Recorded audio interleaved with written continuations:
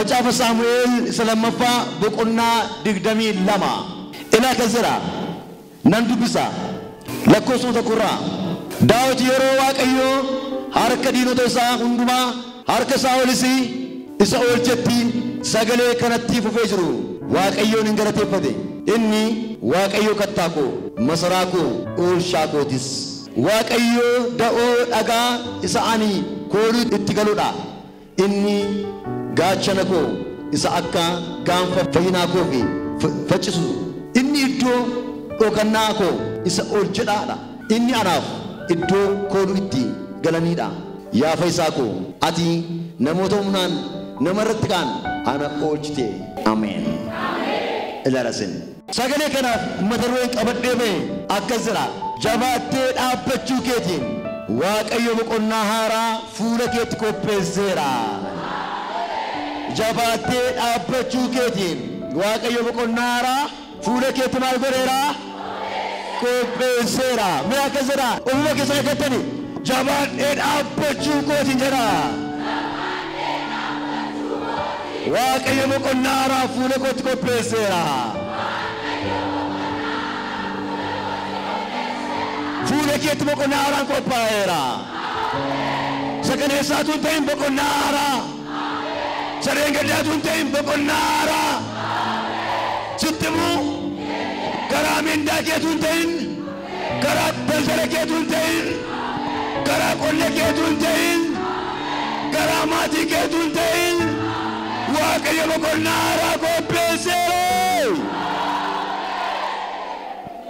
ergaan sitti maal hima macaafa Saamu'eel boqonnaa 22 inni lammaffaa 22 mooticha Daawittu sagalee kana dubbata maal jedhe dubbata waan isin dhufu keessa macaafa Saamu'eel boqonnaa 22 biratuun ga'in gara booddee tarsin deebisa macaafa Saamu'eel boqonnaa 16 lakkoofsa koraa kana macaafni Saamu'eel boqonnaa 16 waa'ee dibamuu Daawitiin dhugaaba 22 gubbaatti Daawitiin dubbatin boqonnaa 16 yerootti Waaqayyo Saamu'eelin maal jedha deemi dhaqiitii mana isaa keessaa nama ani jaalladhu nama akka garaa koo nama marasiifadhu agartuu koo nama naa ta'e jireenya isaa guutummaan nama naa wajjin jiru eenyuma caalaa nama jaalladhu ijoollee isa keessaa nama garamarraa kaasee ijji koo irra jiru bara ijoollummaa isaattis har'as ga'eessa gaafatees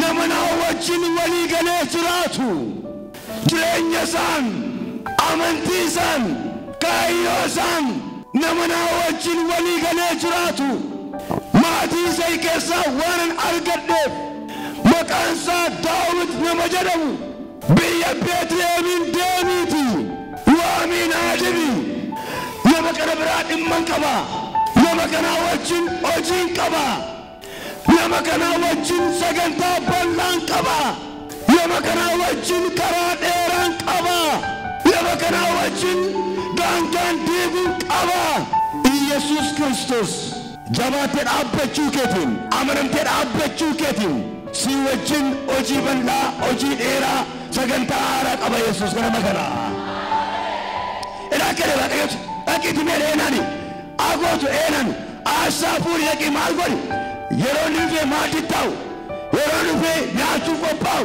maal godhi naa dibi maal jennaani nan jaaladhu maal jennaani nan barbaade maal jennaani dhimman biraa qaba maal jennaani ittiin hojii hojjechuun barbaada Waaqayyo maal soo beektaati akka teessuu miti akka namaa mattu miti waldaa dhuftee galtuu miti as geessee deebitee akka tibaatu miti Waaqayyo si wajjin hojii haaraa qaba haadha koo wajjin hojii haaraa qaba abbaa koo wajjin hojii haaraa qaba obboloota wajjin hojii haaraa qaba daa'imoota wajjin hojii haaraa qaba gadameessa mucaamaa wajjin Waaqayyo hojii haaraa qaba ilaanee gooftaan eenani saa'ol dhageenyaan na ajjeesamte hinduu ture Waaqayyo innis hinduu atis hinduutu agootu eenani tooftaan sii kennan maan tooftaan jennan goromsa fuudhii dhaqiitii maal godhi Waaqayyoof aarsaa dhiyeessuun dhufe Waaqayyoof aarsaa dhiyeessuun dhufe Waaqayyoof aarsaa dhiyeessuu qofaatu hin ta'in maatu bara beektu nama hojii Waaqayyo hojjetu nama Waaqayyo wajjin dubbatu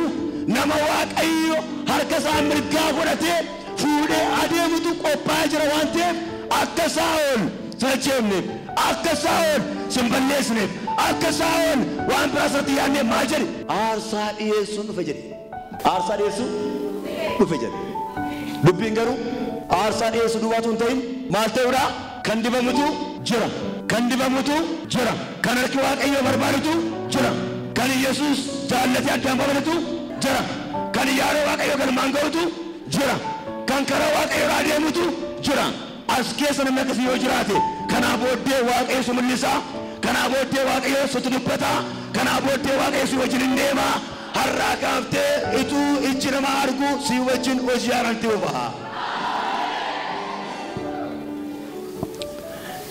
Akkana Saamu'eel yaa gooftaan biyya Beetlehem deemeen mana isaa itti maal godha aarsaan dhiyeesse eeyyuuf Waaqayyoof wajjin maatii isaa wajjin aarsaa dhiyeessuu mana isaanii isaa eewudha isaa jechuun nama Waaqayyooti maatii isaa keessaa ammas eewu jira Daawit jira lagartanii isaa nama Waaqayyoo kanaa maal jedhe Waaqayyo Saamu'eeliin mana isaanii deemi mana abbaa argatti abboota mana sana Waaqayyo sinii galeera abbaa argatti deemani mana isaatti erga Waaqayyo mana kan isaatti saba kan isaatti biyya kan isaatti kanaa maal jedhe mana isaanii deemi maatii isaanii wajjin Waaqayyoof aarsaa dhiyeessana maatii isaanii wajjin maatii isaanii keessaa garuu nama bor ol ka'ee mul'atu nama bor miilli isaa miila diinaa bukkee darbu nama bor Waaqayyo wajjin hojii seena qabeessa hojjetu yeroo itti qophoofti mee Waaqayyo yeroo itti jabaatee dhaabbatu mee Waaqayyo gaddeebi'aa ol kaaseetu qophaa'u dhaabbachuun Waaqayyo maal godha ol kaasaa deema hangeessaatti hanga mul'isee ija nama hundumaatti agarsiisutti gooftaan keenya.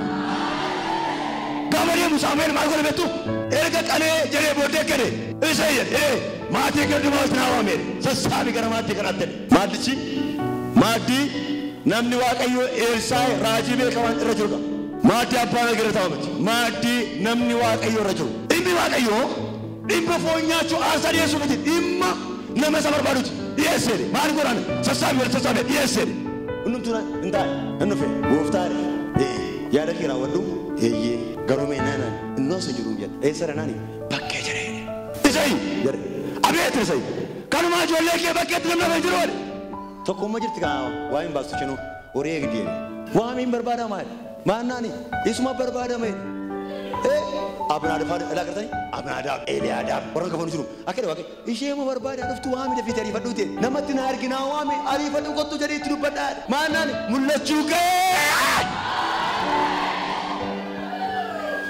hin mul'ata jabaatti gaafa dhaabbatu hin mul'ata nagara kee mul'ata qolle kee mul'ata bolloota kee mul'ata afaan haaraa kee bakkeetti ba'ee mul'ata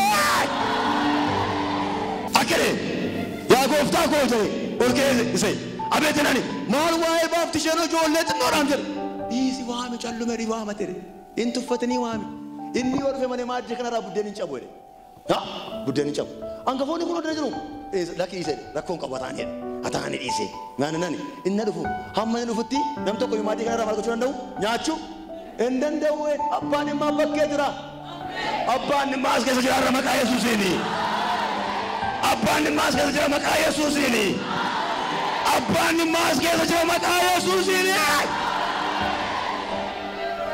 abbaan immaa arasiinaa ta'u maqaa Yesuusiini akkana Saamu'eel ariifadhu dhumatti na arginani hin deeme fiigaa bira gaanitu maal okkatu dinqiitti jedhan maannaani ergamaa Waaqayyoos barbaada eessa mana abbaa keeti oola tokko asumatti dhiise kottu maannaani baadubbiin kee darameeran waan isaan hin galle garuu immoo waa jiran waan isaan hin galle garuu waa ta'uun isaa hin hafuudhan waan isaan hin galle garuu waa mul'achuun isaa hin hafuudhan waan isaan hin galle garuu waa jira waan isaan hin galle garuu waa ta'uun isaa hin oolu waan isaan hin galle garuu waa'ee keef har'a murtoo wayii ta'uun isaa hin hafuudhan inni bidaawuti maal baatee duukaa deemaa jira Yesuus isa keessaadha gara maaddiitti eefataa eegaa jira hangafoota eegaa eegaadha abbaasa eegaa eegaadha Yesuus eegaa eegaadha Saamu'eel Yesus bukkee see eegaa jira. Waan haara sun gochuudhaaf see eegaa jira. Laphee kee qophaa'ee eegaa jira. Jireenya kee addaan ba'ee eegaa jira. Yoo addaan baasarraa booddee gubaa'ina keessaa si mul'isa Waaqayyo. Kaatee as baata. As baate dhaabbattee dubbata. Kaatee as baata. As baatee qabeenya kee mana Waaqayyoo ijaarta. Kaatee as baata. As baatee mul'ata Waaqayyoo dubbata. Baasaa kaatuu paaraan. Si kaasa Waaqayyo. Toomsa kee irraa kaata. Maatii kee gidduudhaa kaata. Biyya jirtu keessaa kaata. Obboota jirtu keessaa kaata. Ollaa kee biraa kaata. Har'a waa'ee kee waata. Har'a waa'ee kee waan murtaa. Har'a waa'ee kee waa ta'uun isaa hin hafu. Nana mana akka Waaqayyo argaa jira. Miila Waaqayyo argaa jira. Adeemsa Waaqayyo argaa jira. Har'a waa'ee keetiin Waaqayyo waa godha. Waata waata waata waata.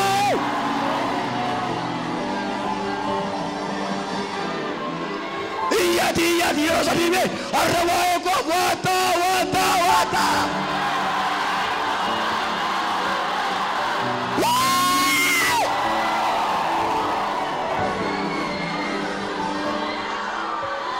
Har'a waa'ee kee waata. Har'a waa'ee mana kee waata. Har'a waa'ee hojii kee waata.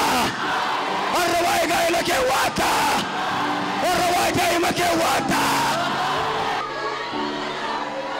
Waa godhe Waaqayyo. Waataan si jira raman. Har'a waa ta'uu isaa hin hafu. Natti argamaa jira waa ta'uu isaa hin hafu. Natti argamaa jira waa ta'uu isaa hin hafu. Natti argamaa jira waa ta'uu isaa hin hafu. Waata, waan murtaa, waan fiixaan ba'a, waan ta'ee argama, waan raawwatamee argama, waan xumuramee argama, waan fiixaan ba'ee argama.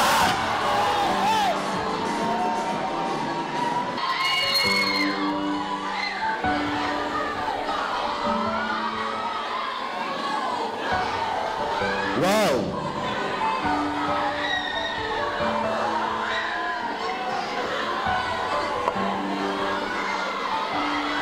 Jesus, Jesus, Jesus. Wow.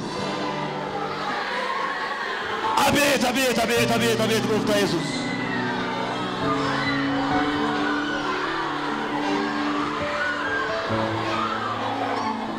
Abet akka Waaqayyo namni amanu mee akka waata nu normal hojii asal keessaa irra deebi'aa iyyaati mee har'a waa'ee koo waata.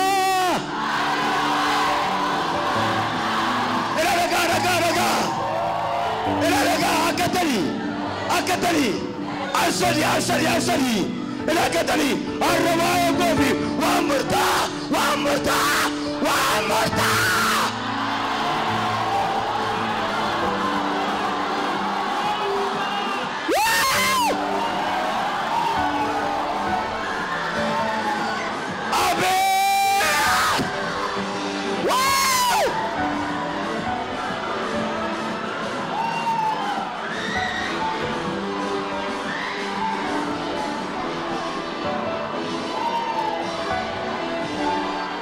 In the name of Jesus.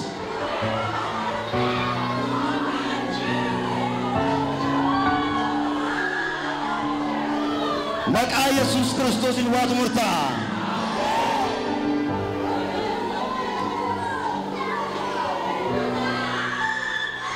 Hallelujah. Dhukkuma keeratti waatu murtaa.